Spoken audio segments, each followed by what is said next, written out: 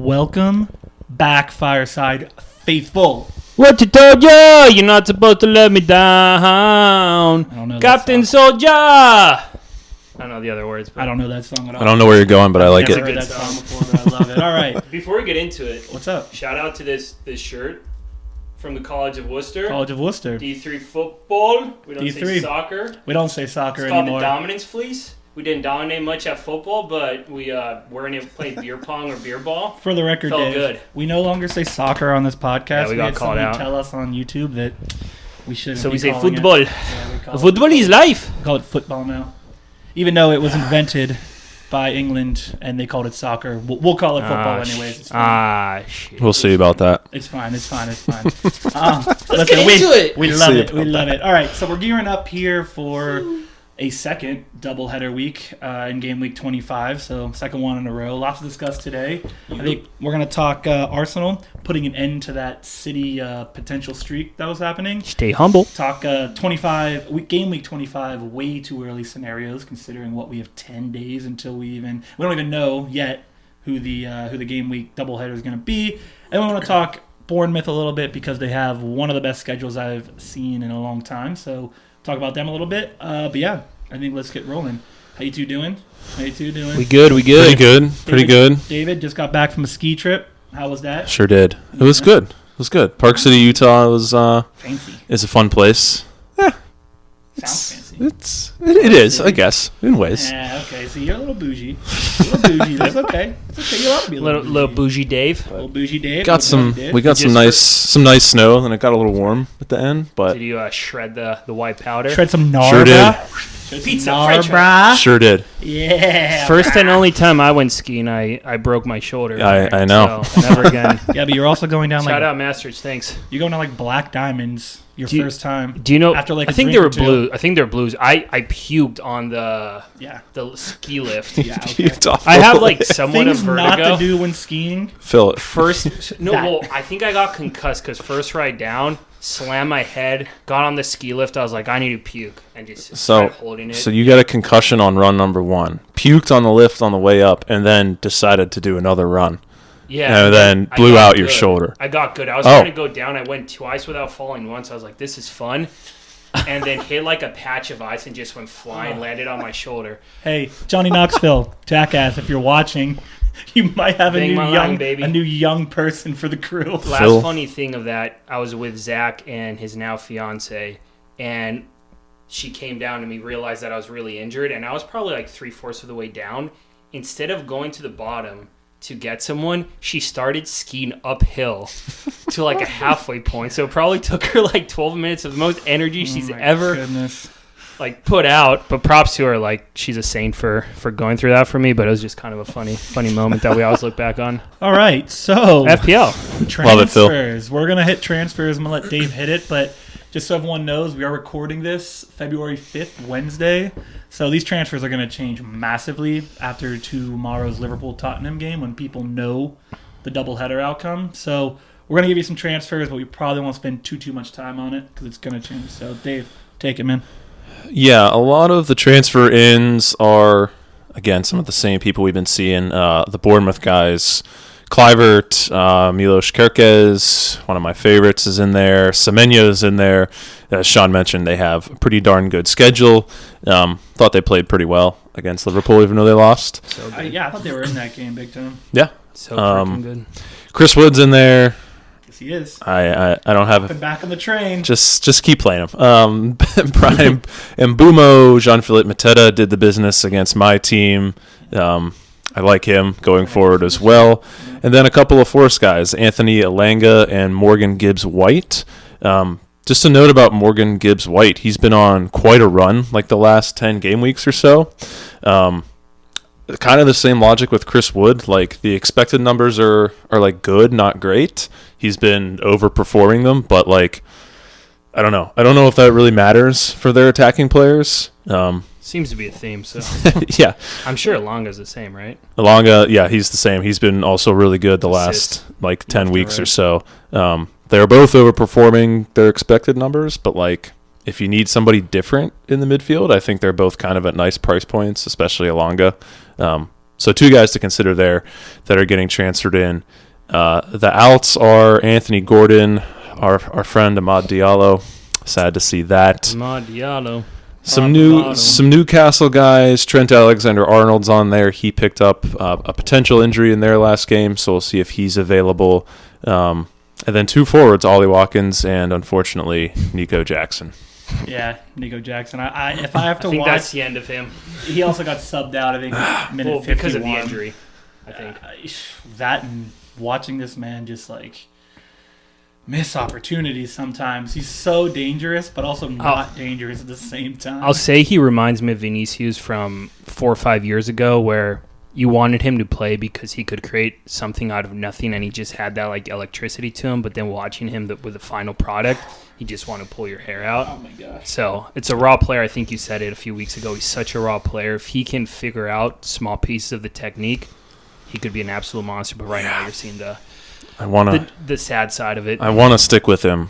It's getting harder to do, especially when guys like Mateta are kind of tearing it up. Yeah, Mateta has 6 goals in his last 4 games, quietly, not quietly. I think people before the last game weren't really... Some people were talking about him, but not a lot. I think a lot of people are talking about him now. But something to say about their next matchup, right? I think a lot of people are probably getting him because Everton, for the most part, this year has been an easy matchup. Moyes has that team. Say what you want. Moyes has that team looking pretty decent right now. 4 wins in a row or 3? I don't know. It's 3. Is it 3 in a row? But even wins and losses, they look like a bet. They just look more. They don't look cohesive. like a disaster. Yeah, they look together. So I still like Mateta even against Everton, but it's not as easy as a matchup as I think it was like 5 weeks ago. And is Munoz the dark horse for this EPL year? Munoz is great. That's an absolute hoss. Him and Crystal Kirkus. Palace in general, man, they're Him and really Kirkus are beasts. Mm-hmm. Yeah. But anyway, back to you, I think that's it for the transfers. Ollie Watkins may have picked up an injury too, so 75% chance of playing. Yeah. So we'll keep an eye on him. They just bought Daniel Mallon and Marcus Rashford. Who knows what he's going to do? Marco Asensio. Mm-hmm. They got him too. And him. Mallion is an interesting one, though, because he actually, I said it earlier, he scored a goal. Pretty harsh review. VAR brought it back. So, I mean, it's a pretty good way to start your career with Villa almost scoring a goal. So, someone to keep an eye on, especially with Leon Bailey looking like crap. And I love Leon Bailey, but that guy just... Leverkusen boy. I don't know what his deal is there, man. So, I don't expect him to be taking the minutes. But yeah, like Sean said, that's these are going to change since we're on a long game week 24 here. So, but that's the activity so far. Yeah, we'll be back on this next week. We'll hit these transfers much harder when we know what's happening. Yeah, for sure. For show. For show. For show. So I have energy today. I love that. Well, why don't you put some of that energy into Bournemouth conversations? Yeah, tell the people about Bournemouth. I want to forget for a second. Sorry, excuse my poor English. Stats, expected goals, expected non-penalty goals, all that stuff. Just watching them play, and granted, I'm sure there's a lot of people out there that have watched much more. I think recently I've caught more of their games, but I've probably watched 4 or 5 this season. But right now, my first point is there a team that's faster and more physical than them? Because I have Liverpool at the top of physicality and just like box to box, everyone gets forward and back. And I think for the most part of that game, Bournemouth was more physical and faster than them. Hey, Dave, you know who's part of that? Who? Semenyo? No. Yes. I mean, yes. Tyler Adams. Tyler freaking Adams. Merca. But I think Semenyo is literally the embodiment of what Bournemouth is. It's a physical, fast, strong team with quality. And when you combine that and everyone's rowing in the same direction and from 0 to 95 minutes, you can go at 100%, and Kirkus is another embodiment of that. You freaking look good. And yes, Liverpool won. It's just the classic, the better team. You know, when skill shines, you end up winning. I don't think the ref caused any harm. That was a clear PK. It's unfortunate, but it's a PK. Yeah. But I still think Bournemouth played better than Liverpool a lot of parts of the game. They looked much better.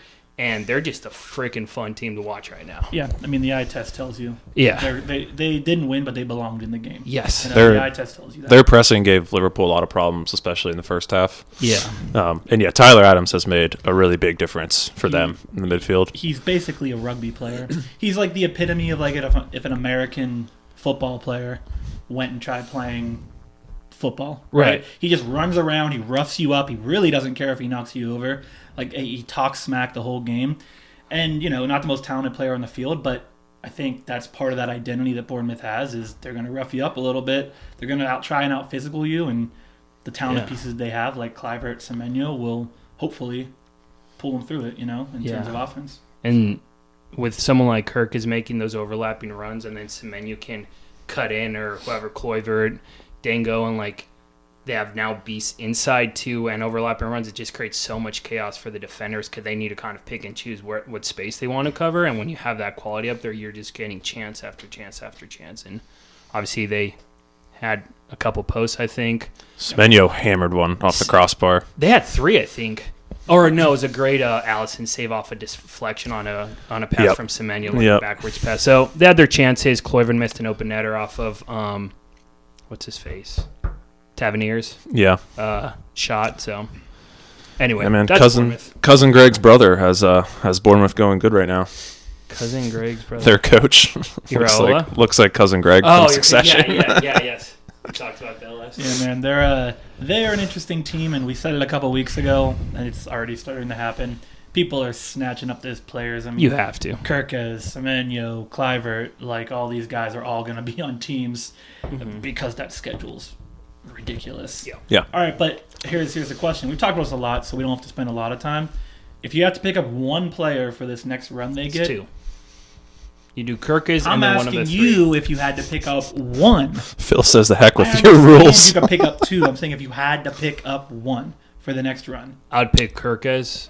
I think he's the one that when you compare it to other players in the same position, like if you looked at Kluivert, Dango, Semenyo, I forgot him. Kirkes is the one guy who could potentially produce more than the other guy's counterparts. I don't know if that makes sense how I explained that. You? Semenyo. You and your That's fair. I'm not going to say anything about it. But I think those They're all good. There's no those bad are the 2 choices. you should have. Dango Unchained, not getting any love out here. He's the one. Like I said, there's no bad choices know. of like the I know. 4 or 5 guys I that think you go could take. one of the 3 up top, or midfield and up top, and then Kirkes. Those should be the 2. All right. I love But that. anyway. Well, we'll Let be us back. know your thoughts. We'll be back on Bournemouth next week. Don't you worry about that because they're going to be a big conversation topic. Also, wait. Yeah. One more before you mount. Don't forget about Kepa in net. He's cheap. That's true. We had Kepa that and Kepa from the bottom of the barrel to kind of killing it again, right? He got kicked out of Madrid, right? That's where he was, and then It's kind of a lone deal went to Chelsea where he won a Champions League at Chelsea, didn't he? He did. We talked about that. He went from He Chelsea wanted- to Madrid. Yeah, Chelsea to Madrid, and then to Bournemouth? Bournemouth. Most bogus Champions League ever. He won a Champions League. All right, sorry. Go ahead. But yeah, I think we wanted to touch on kind of there wasn't a whole lot of craziness in terms of games. Obviously, Nottingham Forest went to town on Brighton, but I think that's more of an anomaly than a trend.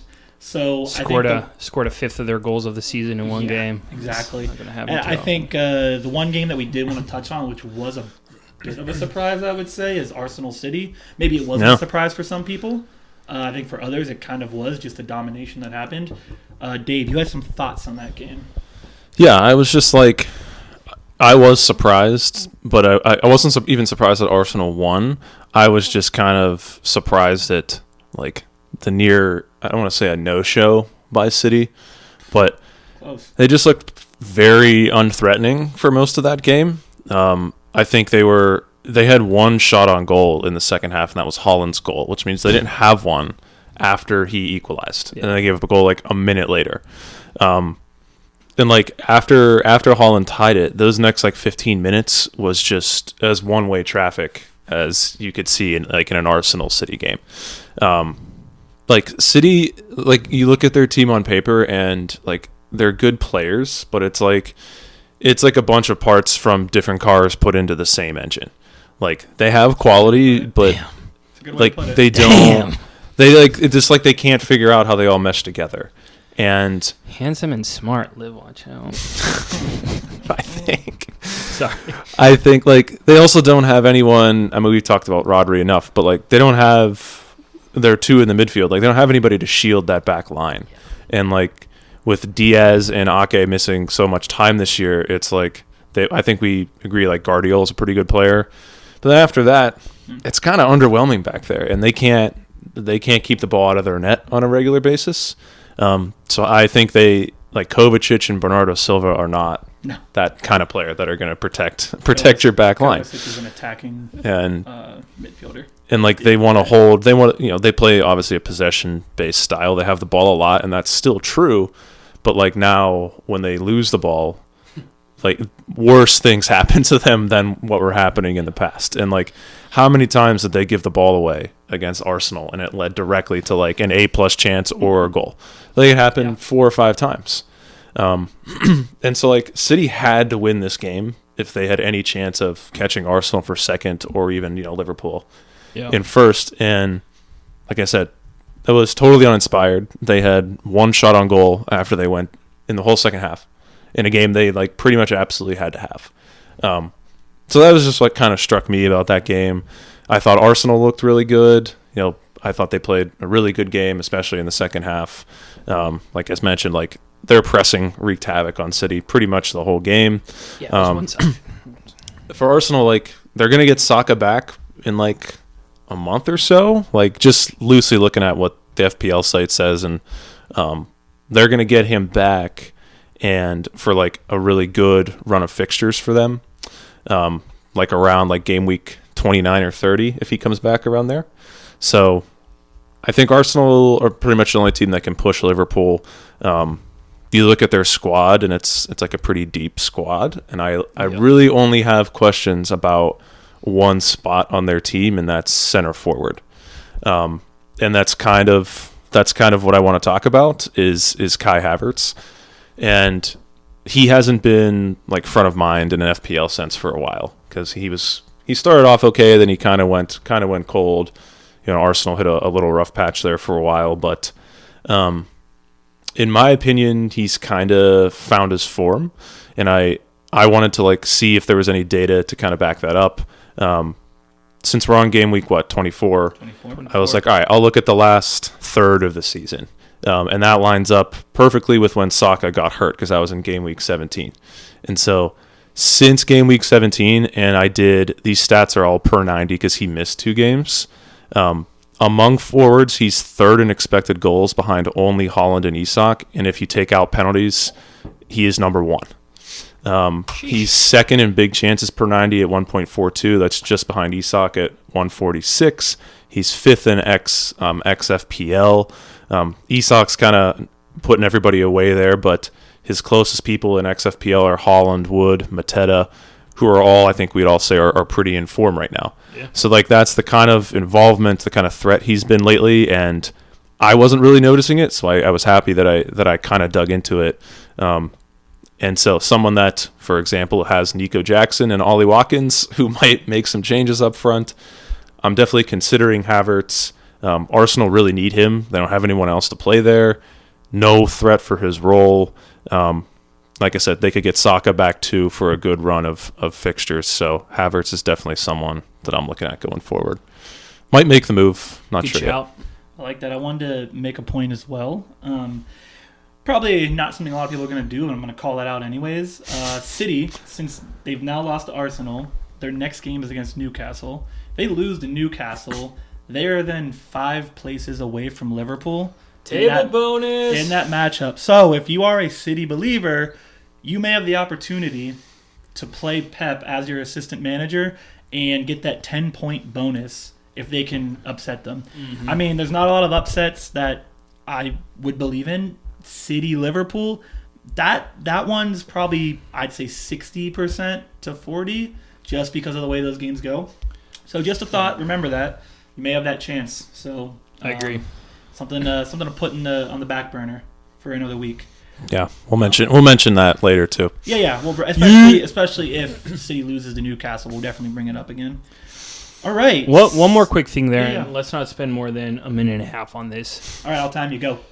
Go. Do you guys think, I get why after the first game of Arsenal City, there was all that uproar with the stay humble and everything that came after that? You're running out of time. Do you guys think that at this point, Arsenal's overdoing it, especially given their last 15 years or whatever, 20 years of not winning absolutely anything, where I get at the moment you beat them, stay humble. You do just this. made someone angry out there. Well, you do the celebration. I get that. I get clapping back because Haaland, he was a piece of S during that first game. But they're making like a little mini series after them beating City. They're like 3-4 days after doing it. Is that the mentality of a winning team? To celebrate a game that I don't know. I'm just throwing it out there. They kick their butts. I don't think much. Okay. I'm not thinking much into that. Do you think City does that if they beat Liverpool 5-1 or Madrid does that if they beat Bayern 5-1? Well, not that last one, but if you walk around after the game and you look people in the eye and with a stupid grin on your face and tell people to stay humble, you come what may for you. Yeah, I agree. It's the day That's after. like sticking your flag in the middle of it's an emotional game. I'm saying 5 days after the club you. is putting out a mini series of beating City in a probably meaninglessly game. I don't think That's where I think it's the small club mentality. I mean that part maybe. That part maybe. That's what I'm not talking about the criticism or the celebrations. Yeah, that's funny. Okay, that's great. Yeah, maybe, I'm talking about the club saying like, maybe this is our little show of the. I'm just Maybe. saying, hey. Maybe. Watch it, Arsenal. If you want to win, you got to have the winning mentality. Act like you've been there. Act like you've been there. Come back to it if they can't catch Liverpool. I agree. Yeah, maybe this will backfire, and all the gunners will gun me down. Bang, bang. All right, so time to get to the section. Okay, you know what? He did say. Afraid of you. He did say he has energy today. He did say he has energy today. He warned you. He did warn me. That's a fair point. Anyway, back to you. We're hopping into probably the beefiest section of the show. We got the meat. We want to talk game week 25 way too early. It's a good segment section. Yeah. Game week 25 way too early strategies, way too early outlooks because we don't know what's happening yet. Now, what we do know at this current point in time is that Newcastle won. They held off Arsenal, so they do not have a game in game week 29, but there's also no doubleheader coming out of that game. So we're waiting till tomorrow, February 6th, to see if either Liverpool or Tottenham wins, which will tell us who the doubleheaders are. So that's correct. Just a quick rundown of what could happen is if Liverpool comes back from down 1-0 and they win that game, they will get a doubleheader week in week 25. They'll get Wolves and Aston Villa, and Aston Villa will then get Ipswich and Liverpool. Now, if Tottenham holds off and they win, they will get Manchester United and Fulham will get Forest and Tottenham, right? So those are our two scenarios. Yep. So I think... You think... Let's just walk through each team. Let's do that. Yeah, let's do it. I hate you sometimes. All right, well, I'm going to start. So, Liverpool, right? If they win, they'll get Wolves and Aston Villa. I think this is the one that everyone would be most excited about, getting Liverpool against two not-so-great teams. It would be Wolves home, Aston Villa away. I still trust Aston Villa away, but Wolves home is awesome. Yeah. That's clean sheet right there. Yeah, so I'll start. You guys give your thoughts based on what I go with here. Pretty simple, similar to last week. We talked about it. If you don't already have Salah, he's owned 71.4%, and if you don't have him, I'm assuming you may be going to pick him up. You don't count because you're trying to be, I don't know, you're being weird. But most people have Salah on their team, right? So I'm not going to talk much about him. Yeah. So, but I do want to mention he's a massive candidate for triple captain. If you have that chip still, if you've held it this long, this could be the last chance you get for a doubleheader for a player like that. So if you've held this long, I mean, you probably did it for a reason, I guess, because you didn't use it on him this week. But just saying, another chance at a triple captain. Also, if you haven't played your Assman chip, Schlott could have potential here to get 5 games out of the Assman chip. So that would be pretty wild. Yeah, if you played him in week 24, we did. It's probable, I would say, unless Spurs somehow hang on and win, that you're just going to ride with him again in week 25 and get 4 games in 2 weeks out of him. Yeah, I would. Yeah, he has. Yeah, there's a lot of potential there. So it's like right now Moyes is sitting at the top of like the Assman chip and Salah triple captain. but this doubleheader is just going to put Slot way ahead of those other decisions. Where now it's kind of like even, like, I don't know. Yeah, I think like Slot is, you would want to stay with him because you're not going to go to. I don't think you're going to pivot to Unai Emery. Like if you already played Slot, if Liverpool and Villa get the double, because I'm using the same logic I used for not using it on Moyes, is their table bonus opportunity is against Liverpool, and I mean Villa are better than Everton, but like what are the chances? So I think you should stick with him if you played him already. Yeah. If Liverpool comes back and wins tomorrow, I would agree.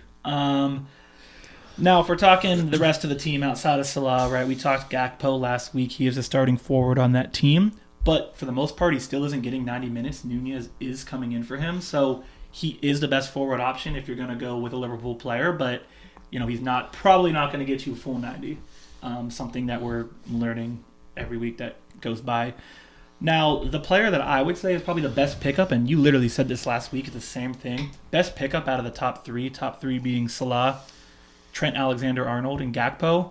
I think the best player outside of those guys is probably Konate. Yep. He comes in very affordable, 5.2 million, second highest in points defensively for Liverpool, right behind Trent Alexander-Arnold, who did pick up an injury. He sounds like he'll be okay, but he does have a potential injury. And you aren't buying him for offense, right? He has 1 goal, 2 assists in the whole season. Pretty good. It's not bad, but you're buying him because you think he's going to get a shutout, 2 shutouts potentially. Wolves is 13th in goals scored this season. West Ham's 14th. That's the back half of the table. So there is a lot of potential here for a double shutout. I think that would be the reason to go with him. Before I let you guys go, last player, little sneakier. Alisson, I think he was injured, right? So we all forgot about him. He's been back. We know he's really good. He is 5.5 million, which is expensive for a goalie. But if you truly believe they can go get 2 shutouts, he might be worth having as your goalie for the week. When you look back at the 2 matches against these teams earlier in the season, Liverpool's given up 1 goal between those 2 matches. If you think they can give up no goals this time, well, there you go. Now you have a goalie that just got you 2 shutouts. Even if he gets 1 clean sheet, it's worth it in the grand scheme of things. Yeah. So another option there, you got Alisson. But what do you guys think about if we're assuming Liverpool has a double header? No, you're spot on with all of that. I don't think any other players that you. No, if Liverpool has the double header, I mean, their top dogs are pretty obvious. Like no one out of obviously Salah, Gakpo are great plays. If you already have Trent or Van Dijk, they're not bad plays. Stick with them. Same with Konate if you want to change it up. The only other guy I think worth mentioning is Luis Diaz.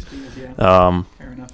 The production hasn't been there the last 4 or 5 games, but the minutes are getting better. He's starting every game. Played 90 minutes last time, so he's 17% owned.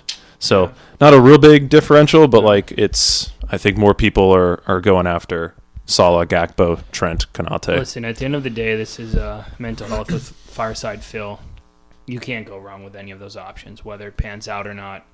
That's up to the game, but you can't kick yourself for picking any of those guys. I would say most people probably have Salah, 71% owned, and probably one more of the guys we said. So a lot of people are probably already good, but if you want to add a third one, like we said, Konate, Alisson can probably be done for cheaper. If you don't have Slot. Yeah, we're not breaking any wild news here. I think if you this don't is have all pretty much stuff people kind of know and understand. So nothing new there. Just try and get a piece of Liverpool if they're in a double header. You'll probably come break me off a piece of that Liverpool pie. Villa. You want to do Villa next? I think it's pretty fast. Yeah. Okay. Yeah. Do you want to take it? You want me to take it? I mean, yeah. I don't think there's a lot of people that you're running out to get. Nope. I already have Ollie Watkins, so I'm going to keep an eye on his health. Yeah. I'll stick with him if they have a double. But I don't think you're bringing in Rashford yet. Leon Bailey, Rodgers has been pretty dry for a while.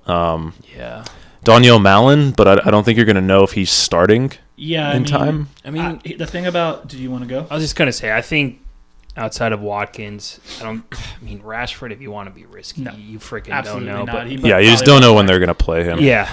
If you want to go for a cheap option that's going to get 2 games and you can fit him in, it's Rodgers. Outside of Watkins. Yeah. So let me throw something back at you, though. So Rodgers has blanked in his last 3 games. Throw it. Talking ball. I don't have my hat on. I can't head just it. throw it. Oh, okay. How about we're going to head it? You can hold it while you talk. Good shit. I'm in danger. Good poop. All right, so he blanked in his last 3 games, had very little to no involvement in those games. Rodgers. What about his UCL game hat trick, baby? So we don't care about that. That was a terrible hat trick, by the way. But empty netters left and right. So we all know Duran's gone, right? He's at Al Nassr, Duran. right? See-o! There it is. I knew he was gonna like goat. that. So you mentioned Bailey and is it Malin? Is that how you say? Malin. Malin. Whatever. So Malin, right? He comes from Borussia Dortmund. He had 3 goals and no assists in 14 games played there. Not great. He only got 90 minutes in one of those games, so kind of hard to judge how good he can be when he's not really getting a lot of minutes. I don't think you're going out to get him. But again, I said he did have a goal called back for VAR in their last game. Pretty harsh call. Here's the thing, though. They're playing Ipswich and then Liverpool. If you want to be outside of the box, maybe go get that guy, but I don't think he's ever going to play a 90 maybe against Ipswich, but I doubt it. So I think the point that we're all trying to make here is if you're going to get someone from that team, it's going to be Watkins if he's healthy. Otherwise, I'm not touching these guys. Yeah. The Wadges could be a good one. Rodgers is the only other one, but yeah. I'm not rushing out to get him. In Aston Villa players, so I think Watkins is probably the guy, and then if you want to get Rodgers, go for it.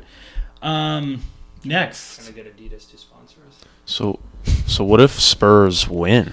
What if then Spurs win? So if Spurs win, then they are going to get a doubleheader game week against Manchester United home and then Fulham away, which is actually kind of an interesting.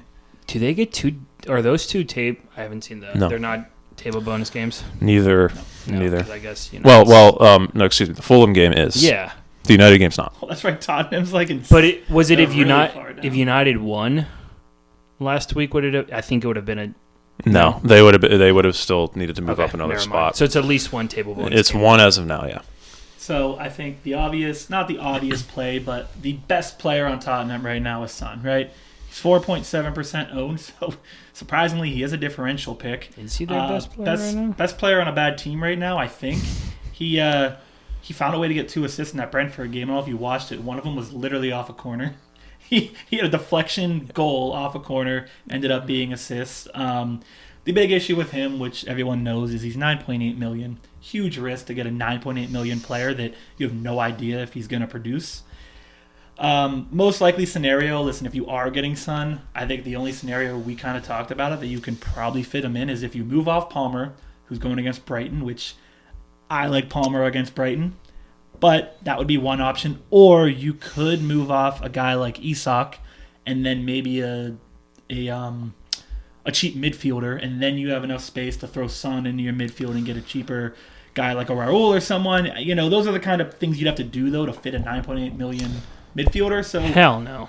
Yeah, it's unlikely. If you're not dropping Palmer, you probably have to. I mean, it's possible you have money banked, but you probably have to make 2 transfers if you for some reason want to get Son and you don't want to drop Palmer. And then if you're just picking him up for the double, if they have it, that means you probably going to use 2 more transfers once you get him out. Yep. Especially like if you want to go back to Palmer, for instance, in a time when you probably want to try to roll transfers ahead of, the blanks that are coming. Yeah. So point is, Son's probably not the player you want on Tottenham. It's probably not the guy you want to go for. But the guy that you might want to go for in that midfield is Kulusevski. Right? He's a little more interesting. He is only 6.4 million. He's 5.3% owned. Right, so still a differential pick. Second highest scorer in the team last 4 game weeks. He's only behind Son. He has a chance at a shutout against Man U, who's 16th in goals scored. Fulham, who's 10th in goals scored. I know that didn't make you feel good, but there is a chance at shutouts here.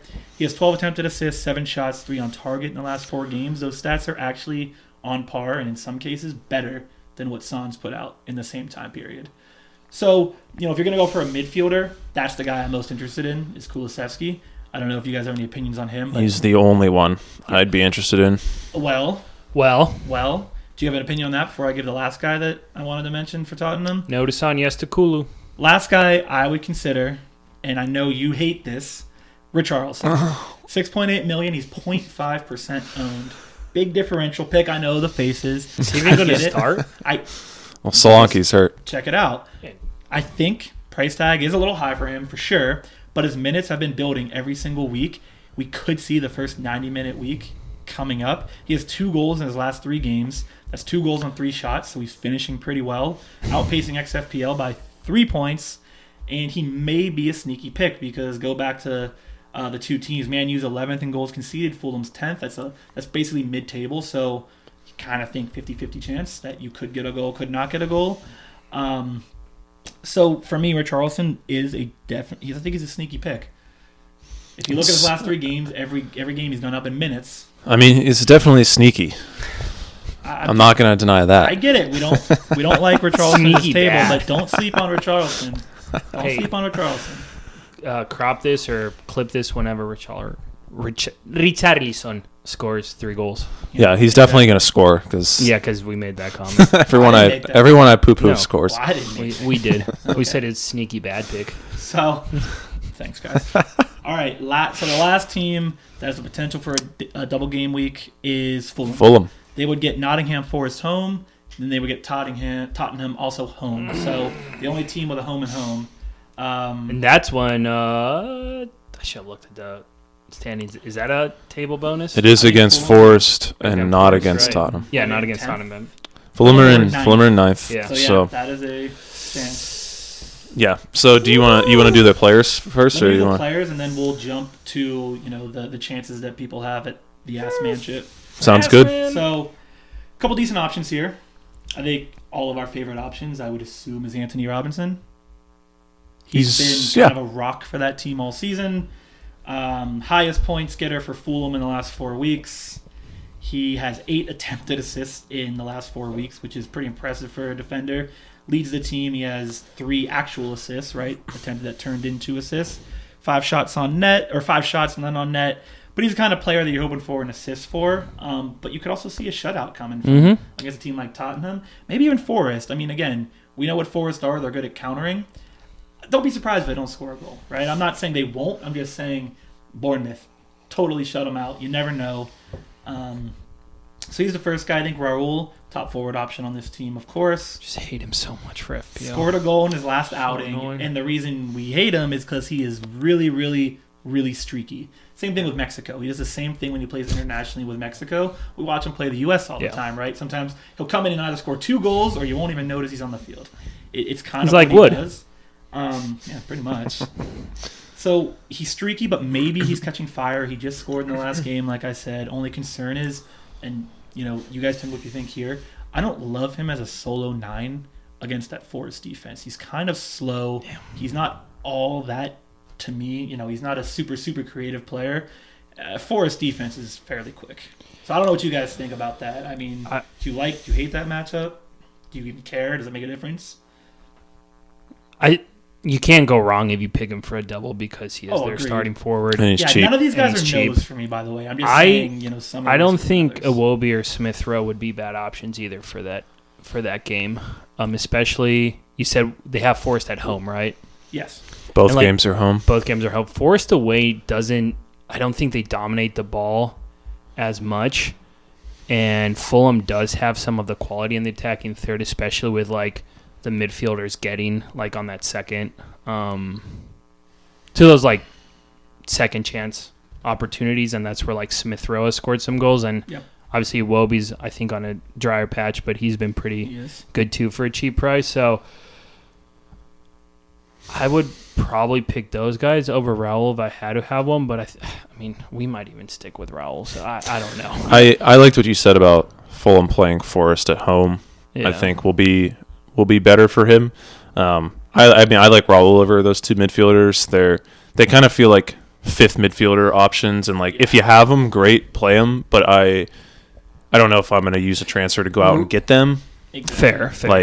They're cheap enough price points where if I mean, but could you get Iwobi instead of Diallo for the game?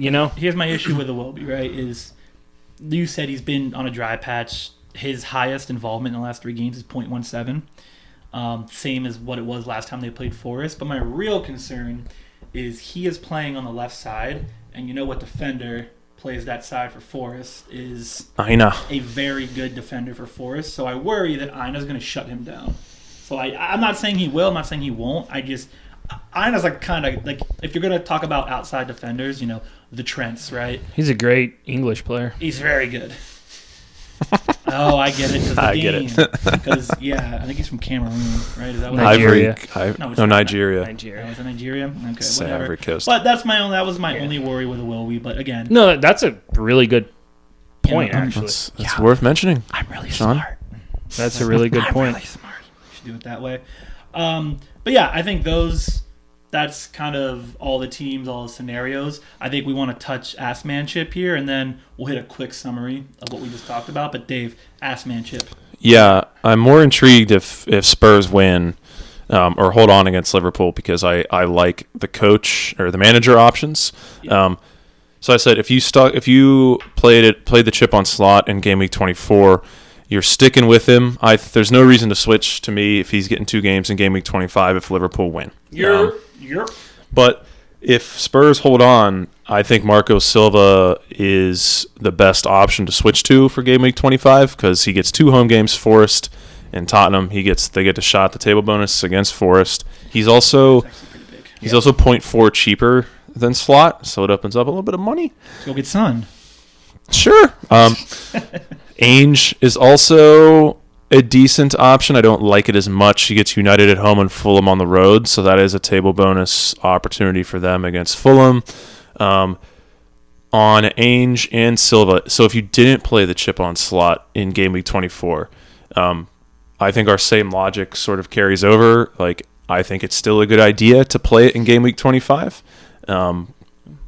If you still have, at least 3 of your 4 chips left, I like it. You can save those chips for the doubles and the blanks later. So the same logic, just kind of copy and paste. But Silva, he gets the 1 table bonus opportunity, but he doesn't against Palace and Wolves in game weeks 26 and 27. Those are 2 good matchups, but no bonus. Ainge does. He gets Ipswich in 26 and Man City in game week 27. So if you wanted to go with Ainge and stick with one manager for the whole span of the chip, he gets 2 out of the 4 are table bonus opportunities. So Tottenham plays City well every year, too. Well, plus some people think City's good, other people think City's not good. So where do Sometimes you good, land on sometimes it? shit. I mean, kind of the same for Tottenham. You don't know what team is going to show up. True. But my preferred method, if you're starting the chip in game week 25, is to use one of the 3, Ainge, Silva, or slot, and then pivot for 26 and 27 to chase some table bonuses. Both of the teams at the bottom, Vitor Pereira of Wolves and Ivan Juric of Southampton, get 2 table bonus shots. Or same with Kieran McKenna as well. Depends on what happens to Tottenham. But I think you're crazy if you use Juric from Southampton. You really but got some ground to make up if you're doing that. Vitor Pereira feels like a Maybe good you one. should do it, Dave. I mean, what's the difference at this point? Vitor Pereira gets Bournemouth on the road and Fulham at home, so it's tough. I mean, all these matchups are gonna look tough for these guys. Very good. So if you want to go, if you need to catch up, I think Pereira's the best option for a 2 table bonus shot, better than Juric and McKenna. Yeah. The other guy is Oliver Glasner for Palace. Could get 2 shots at it because they play Fulham and Villa. Just depends on what happens. And like we've been saying, if you maybe want to use 2 transfers on switching your chip, City could get that table bonus shot against Liverpool in game week 26. Graham Potter is another interesting one. He gets a shot at Arsenal for a table bonus, and then Leicester at home is a great matchup where you could see them winning and scoring some goals. So, yeah, if you're starting the chip, you should pivot Pereira, Glasner, Pep, Potter. Those are the 4 guys I kind of have my eyes on. And those are more like chasing that table bonus too, right? Yeah, 'Cause if Pereira is, yeah. If you're playing it safe, you can't forget about like Bournemouth and Chelsea's. Yeah, Bournemouth obviously has a great schedule. I think Chelsea has 2 easy homes. Maresca gets, where do I have it here? Villa and Southampton. Yeah. So in 26 and 27. But in my opinion, you should You should try for the table bonuses. It only kind of has to hit once. And Whiskey business. I think Pereira has a better chance against Bournemouth and Fulham than, say, like, I don't know, Unai Emery playing against Liverpool. Love it. All right, and we'll wrap it up just with a quick kind of summary of what we just talked about. So, in the event that we have a Liverpool Aston Villa, Okay. In the event we have an Liverpool plus Aston Villa double game week, I think using Salah is the smartest move. Captaining him both games is not a bad move. Also looking to pick up a guy like Konate, potentially a sneaky pick like Alisson. I think we all said we're leaning towards Konate. He has the offensive chance, and he will still get that shutout bonus. We would also consider a guy like Gakpo or Luis Diaz. I think all three of us, lean towards Gakpo. We trust his minutes a little more in this jam-packed Liverpool schedule, and he's going to have more chances to score and assist. Now, depending on Ollie Watkins' health, that's the only guy I think we'd be considering from West Ham. You could maybe get him instead of a Gakpo because of the Ipswich matchup especially. But, they will play Liverpool. Maybe he scores a goal. Point is, he won't lose points for giving up goals. In the event of a Tottenham Fulham double game week, we like the idea. We don't like the idea, but if you're looking to get a guy like Son, you could move off Isak. You could get get rid of a cheap midfielder, maybe in Ahmad. He's getting traded out. You could insert Son into that team at that point.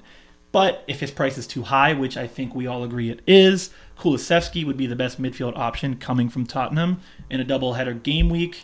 Richarlison's probably the best differential pick at a 0.5 ownership rate. Solid potential to score if he gets the minutes, which he has been earning.